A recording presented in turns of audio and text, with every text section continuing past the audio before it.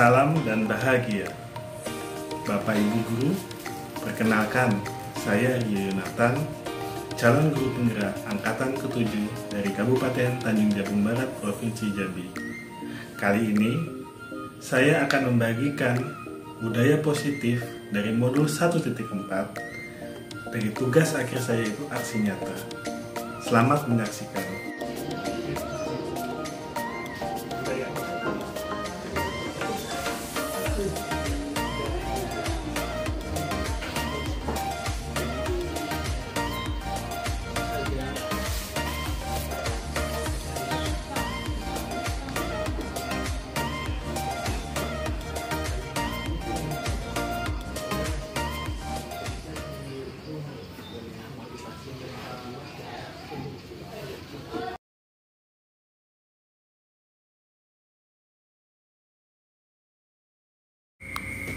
Pada kegiatan ini, saya sebagai guru mengimplementasikan atau membagikan budaya positif kepada siswa-siswi yang mengalami hambatan pendengaran atau tunarungu agar mereka dapat memahami bagaimana caranya untuk bisa menjadi siswa-siswi yang sesuai dengan peraturan-peraturan sekolah yang telah disepakati, dan ini semua berujung pada kemampuan mereka untuk menjadi anak-anak yang disiplin sehingga kesepakatan kelas yang telah mereka buat mampu dioptimalkan dan menjadi contoh bagi siapapun. Dalam kegiatan ini pula, peserta didik lebih antusias dan semangat dalam mengikuti pemaparan materi yang saya sampaikan.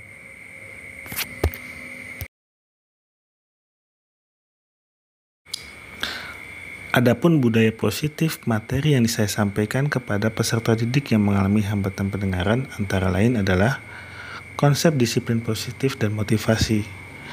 Adapun capaian-capaiannya adalah makna disiplin positif, 3 motivasi perilaku manusia. Selanjutnya, keyakinan kelas. Capaian pembelajaran yang harus dicapai adalah cara pembuatan keyakinan kelas.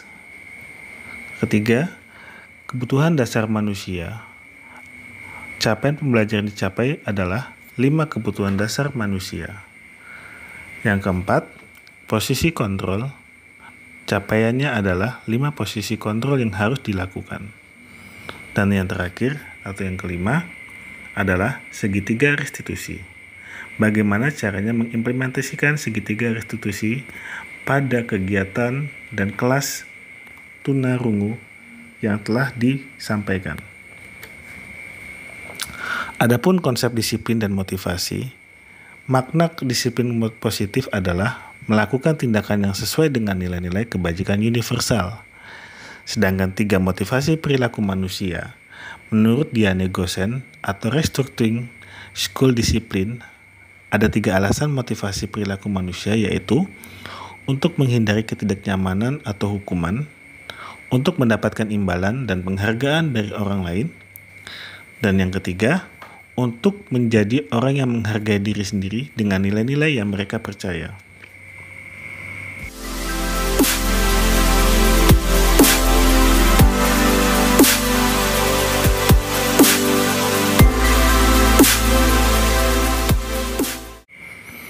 Bagaimana menyampaikan keyakinan kelas? Keyakinan kelas adalah setiap tindakan atau perilaku yang kita lakukan di dalam kelas dapat menentukan terciptanya sebuah lingkungan positif. Mengapa keyakinan kelas tidak peraturan kelas? Karena keyakinan kelas akan lebih memotivasi seseorang dari dalam dan bersemangat untuk menjalankan keyakinannya. Berikut cara membuktikan keyakinan kelas.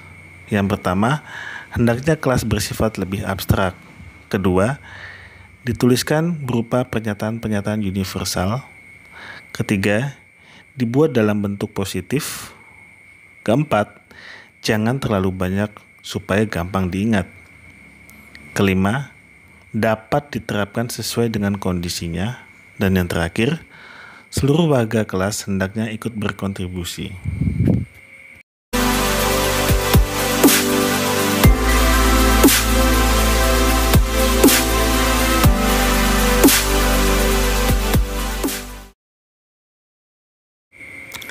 Adapun 5 kebutuhan dasar manusia, yaitu yang pertama, kebutuhan bertahan hidup.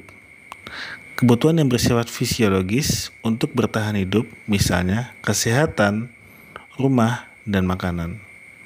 Sedangkan cinta dan kasih sayang adalah kebutuhan untuk mencintai dan memiliki, meliputi kebutuhan, kemampuan akan hubungan dan koneksi sosial. Yang ketiga, penguasaan. Kebutuhan ini berhubungan dengan kekuatan untuk mencapai sesuatu menjadi kompeten, terampil, dan diakui. Yang keempat, kebebasan atau kebutuhan akan kemandirian, otonomi, memiliki pilihan dan mampu mengendalikan arah hidup. Dan yang terakhir, yaitu kesenangan. Kebutuhan untuk mencari kesenangan, bermain, dan tertawa.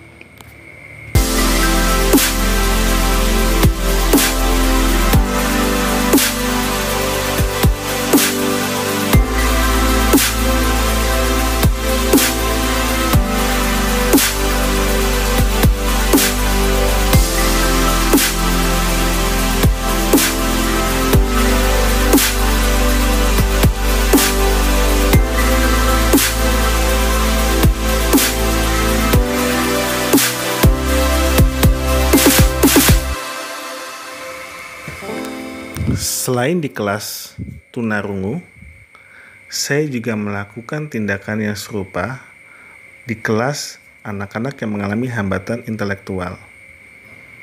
Berikut ini akan saya tampilkan video implementasi saya terhadap siswa-siswi di kelas 8 SMPLB dengan hambatan intelektual.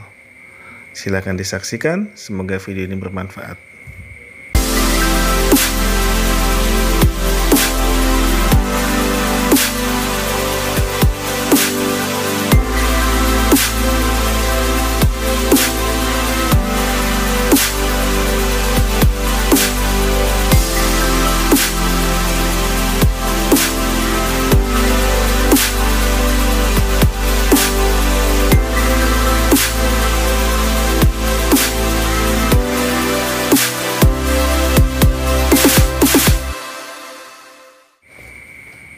Ini adalah siswa-siswi kelas 8 SMPLB dengan hambatan intelektual atau kemampuan intelijensi di bawah rata-rata. Mereka adalah siswa-siswi yang cukup positif dalam menerima informasi baru. Adapun kegiatan-kegiatan yang dilakukan hampir sama dengan kegiatan implementasi kepada siswa-siswi yang ada di kelas tunarungu. Lanjutan dari materi yang telah saya sampaikan yaitu 5 posisi kontrol melalui serangkaian riset dan bersandar pada teori kontrol Dr. William Glasser. Rosen berkesimpulan ada 5 posisi kontrol yang diterapkan oleh guru. Posisi tersebut adalah penghukum, pembuat orang merasa bersalah, teman, monitor, dan manajer.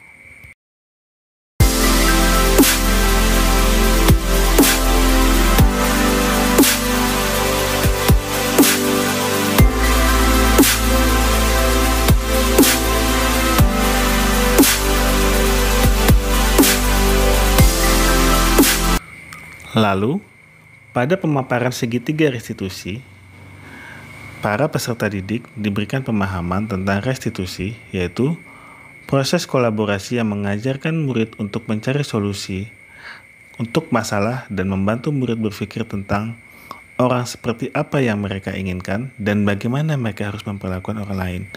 Dalam Kelsom-Golson tahun 1996, antara lain adalah yang pertama, restitusi bukan untuk menebus kesalahan. Pemahaman ini harus dirubah.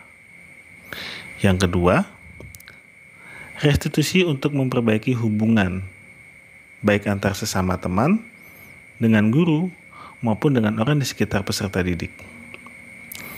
Yang ketiga, restitusi adalah tawaran, bukan paksaan. Artinya, diberikan kesempatan kepada peserta didik untuk melihat peluang-peluang terbaik kepada mereka, apakah mereka ingin memperbaiki dengan tawaran-tawaran yang telah diberikan.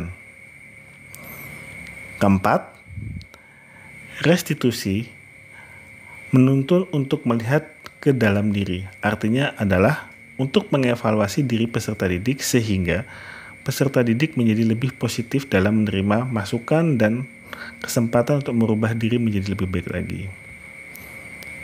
Yang kelima, restitusi mencari kebutuhan dasar dalam tindakan.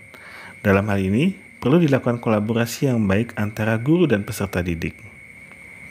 Dan yang terakhir, restitusi adalah menguatkan fokus pada karakter. Bagaimana output yang diharapkan adalah seluruh peserta didik yang telah menerima segitiga restitusi akan menguatkan pada fokus pada karakter, sehingga terciptalah karakter peserta didik yang positif dan berdaya saing dengan peserta didik yang lain. Di kelas 8 SMP LB, peserta didik dengan hambatan intelektual sangat antusias.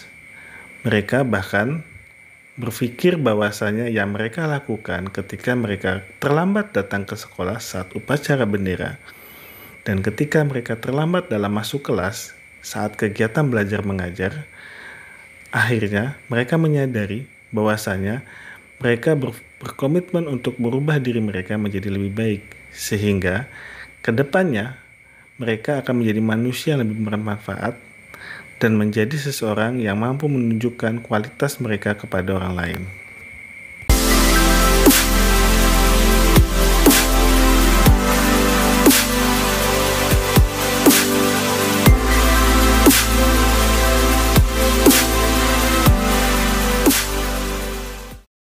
Adapun tantangan yang ditemui saat memberikan materi budaya positif kepada siswa-siswi SLB adalah bagaimana kita mengemas materi yang ada dengan gaya berbeda.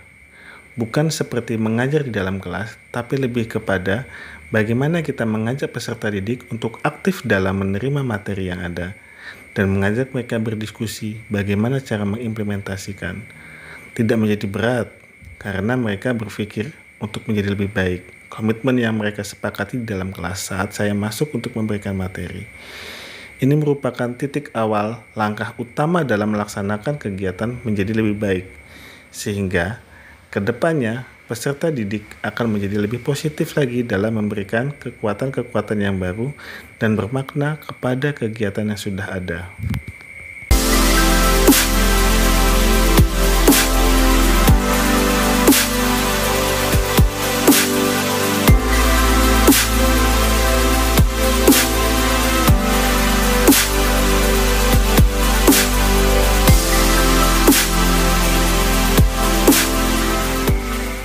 Pada video berikut ini adalah bagaimana saya mengajak rekan-rekan sejawat saya untuk berdiskusi, berbagi mengenai pengalaman yang saya dapat setelah saya mendapatkan materi tentang budaya positif, termasuk bagaimana teman-teman saya, rekan kerja saya, bisa berpikir untuk menjadi lebih baik saat mereka mendapatkan permasalahan di dalam kelas.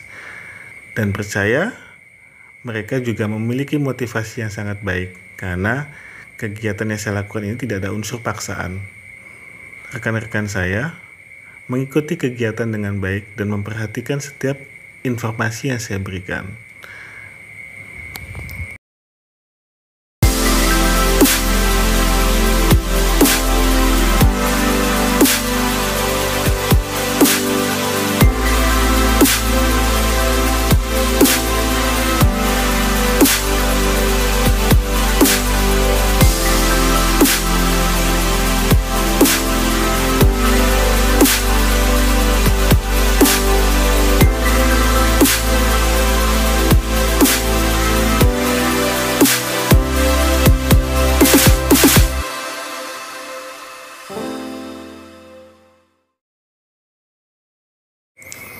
Suasana materi yang saya berikan pun santai, tidak terlalu formal.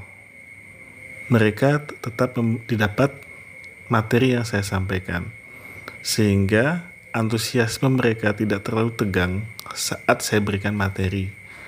Dan ini juga membuat mereka antusias untuk melaksanakan kegiatan ini di dalam kelas mereka masing-masing.